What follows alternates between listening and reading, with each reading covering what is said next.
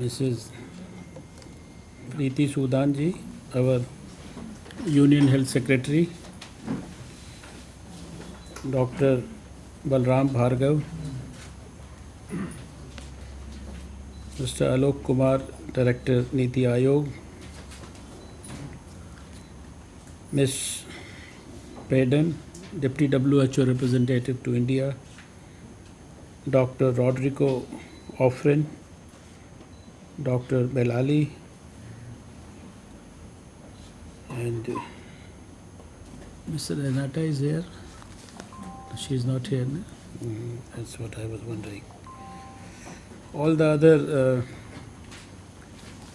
distinguished people from UN agencies and our ministry people and media friends. Well, it's a very, very prestigious and very privileged moment for all of us. And I am feeling so happy. On this side is India's flag and this side is WHO. And I think it's rightly placed because while I was sitting here, I was just wondering, because I have been with WHO for so many years and I have been with the ministry also, and my active association with WHO started almost 25 years back. And while I sitting here, I was trying to recall all that had happened, at least in my life, in association with WHO. And I was trying to remember the late Dr. N.K. Shah, who used to be the WHO's country representative 25 years back. So I just checked a couple of days back whether he's still there, but I was told that he's left this world for heavenly abode. And then I was trying to recall some of those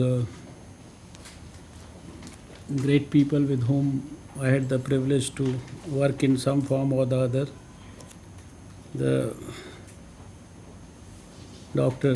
Shamli, the earlier regional director, Dr. Palitha Bekun, Dr. John Andrews, then also Stephen Atwood and John Rode in UNICEF.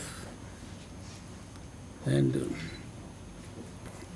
I remember that there cannot be a better votary of the importance of the WHO support for a country than me, because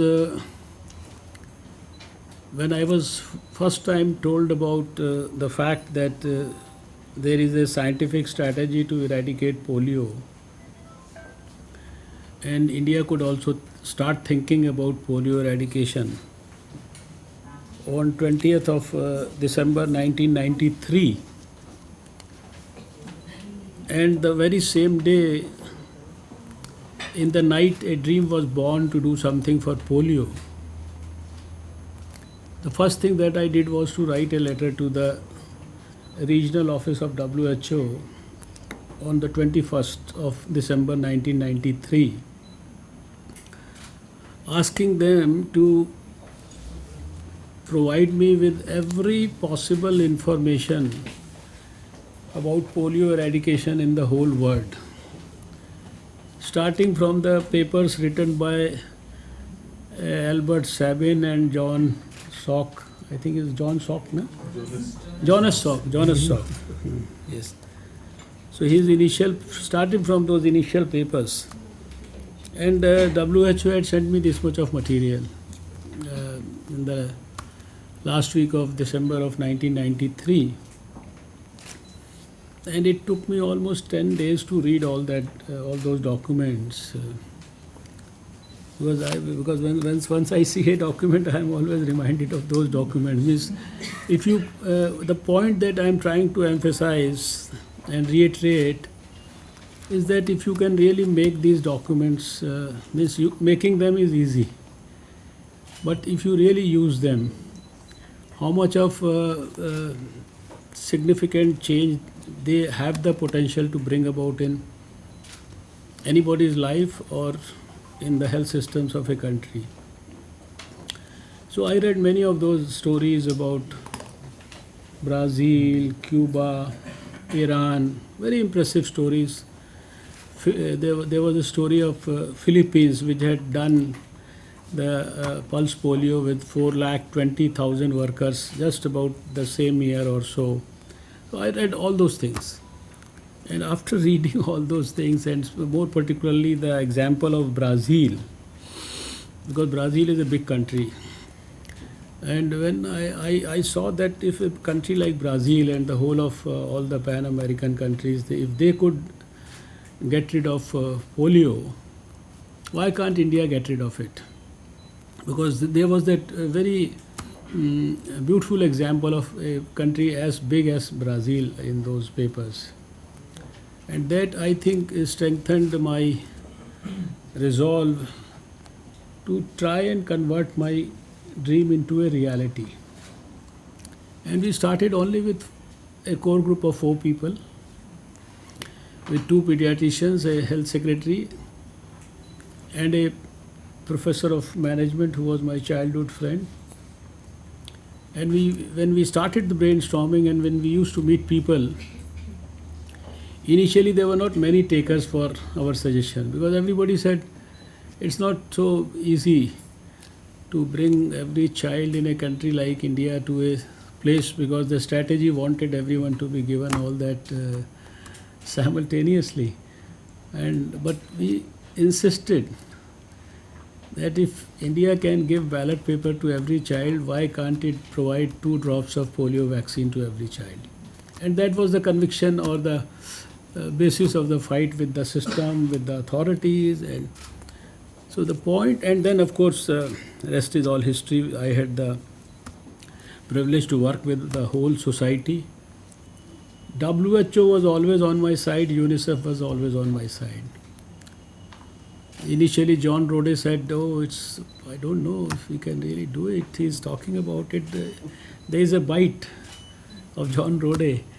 And nobody really believed at that time that even in a state like Delhi, if we could really do it, because the World Health Organization's resolution was in the 1988 World Health Assembly, and everybody who was relevant was knocking at everybody's door in this country, and there were hardly any takers for this. Everything was literally falling on deaf ears. So that was the time.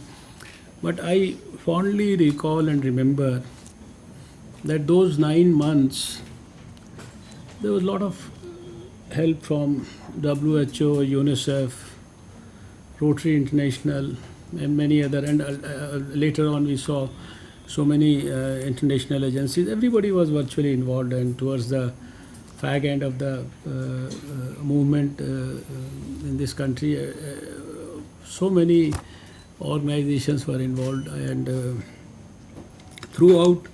So for the success of polio eradication in India, not only the Indian society and the Indian leadership and the Indian NGOs, but I would say the UN organizations have played a very, very critical role, and I always acknowledge that. And it was only after all this, when I finished my term as a minister, I was invited to work for WHO for these polio eradication activities and tobacco control things in many of the Southeast Asian countries.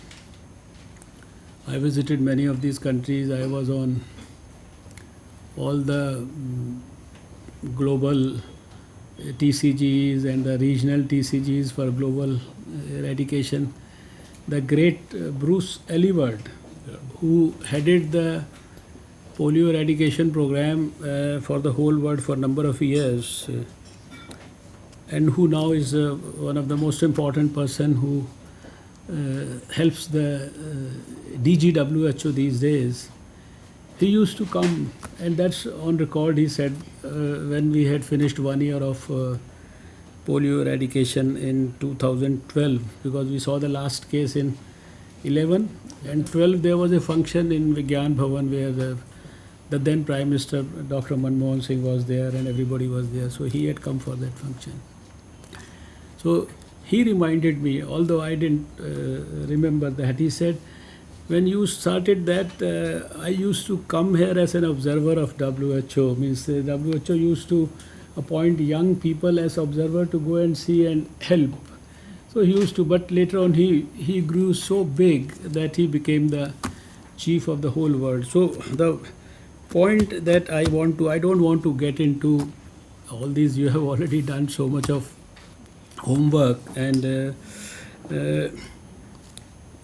a country like India could finish polio because there was a resolve of the government, there was a resolve of the society, and of course true support of all the UN bodies. And my experience of working with WHO is that with the help of WHO you can have access to the best possible guidance, policies.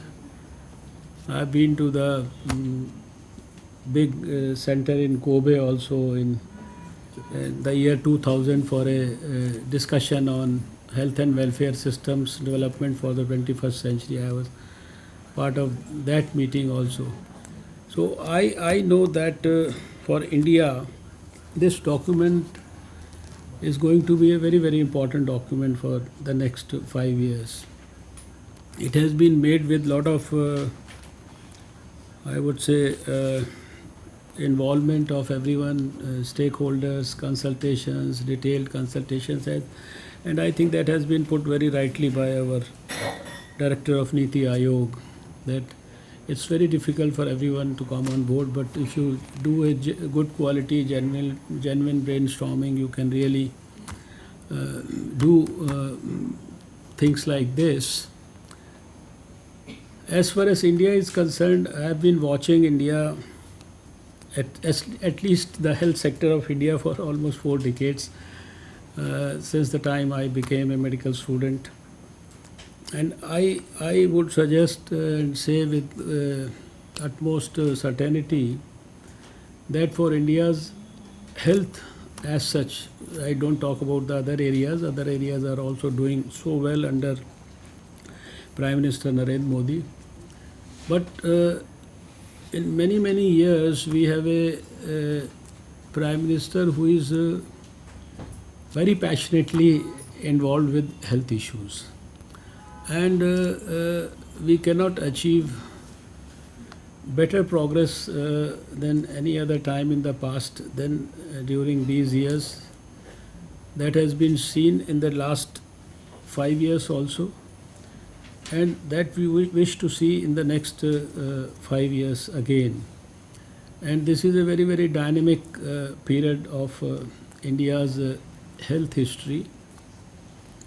We have some of the most important, passionate programs. We have a health policy which is like planning to double the spending on health. We have already improved our institutional deliveries almost double. I remember when we first started the Matri Suraksha Abhiyan in the early in the 90s in Delhi. Then I got a call from Dr. Nakajima, who was the WHO's Director General, and he had given the Safe Motherhood campaign for 1998 on the World Health Day. And he said he wanted to inaugurate it in New Delhi in the presence of the then Prime Minister of India, Shri Atal Bihari Vajpayee. And we organized a function in New Delhi, in the eastern part of Delhi, for him, with 2,000 pregnant women there.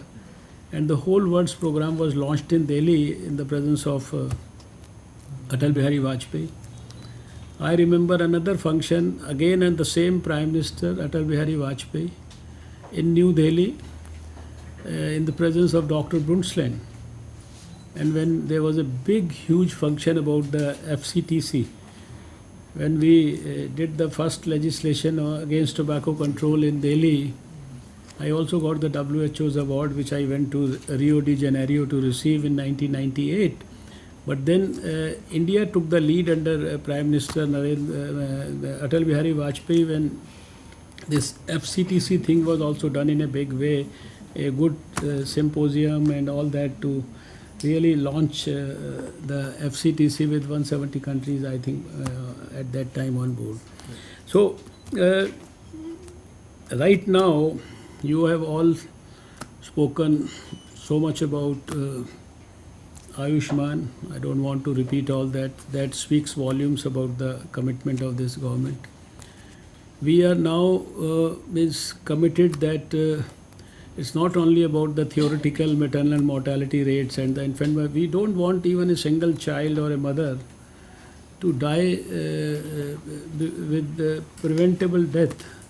We don't want to get into that whether it's going to be we have to reach that 70 number, which is the goal for maternal mortality for 2030, or 25 for under 5 mortality. We wish, and that is our resolve, that why should even one single woman die? Why should even one single child die? Why should even one single child? When they talk of 90%, I say, why you talk of 90%? Why should one single child be deprived of a vaccine, which you can ensure that if you give vaccine for a vaccine preventable disease, you save that child. You are 100% sure almost that you are saving that child. And now with all that ambitious targets with tuberculosis at 2025 and with all these diseases like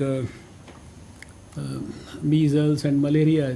Just now today we are briefing the cabinet that the last 1 year itself we have reduced malaria cases, incidence and mortality by almost 50% in this country.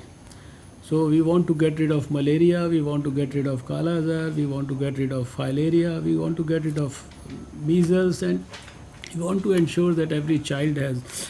And then I was just marking that when somebody said that I just want to give a bit of a little bit less when she was presenting. I was just hearing her. So I would say that at least I wrote a couple of things which I thought that they should receive much more attention than that document maybe says about, like environment and occupational health. I have always believed that this subject deserves and has not been given the type of attention that the health systems should have given. And that is why 25 years back I went to the United States. I saw the system in Sweden, I saw it in Switzerland, I saw it in England. And at that time also I felt that the system to handle environmental health and occupational health was not even in its infancy in India. So I had established the first environment and occupational health clinic in the country, a department in one of the medical schools in New Delhi, Maulana Azad. And after that, in the last 25 years, we must have trained at least a few thousand doctors in this country with the help of international faculty through that department. And I think that environmental and occupational health, it probably deserves much more attention. You are already aware of the fact that there is a Fit India movement that has been launched even by our Prime Minister. There is a Eat Right India movement that we have launched, and there is a Poshan Abhiyan.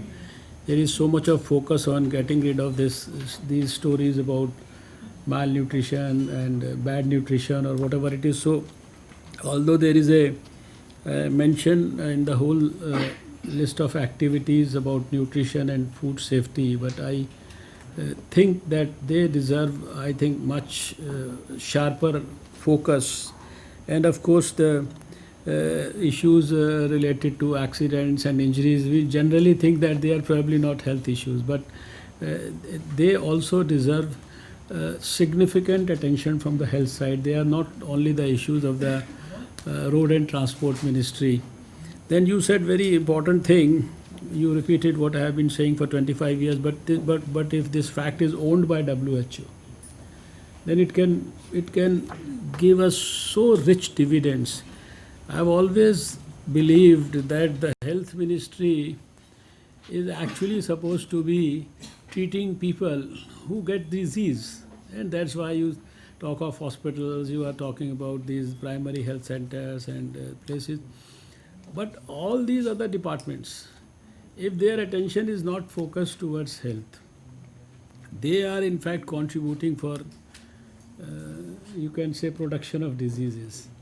So I have always thought that if we could institutionalize a mechanism that wherever there is a policy, if it is a water department or a sanitation or a toilet or whatever, they should always have at the back of their mind health. And there has to be a sub department of health in every ministry.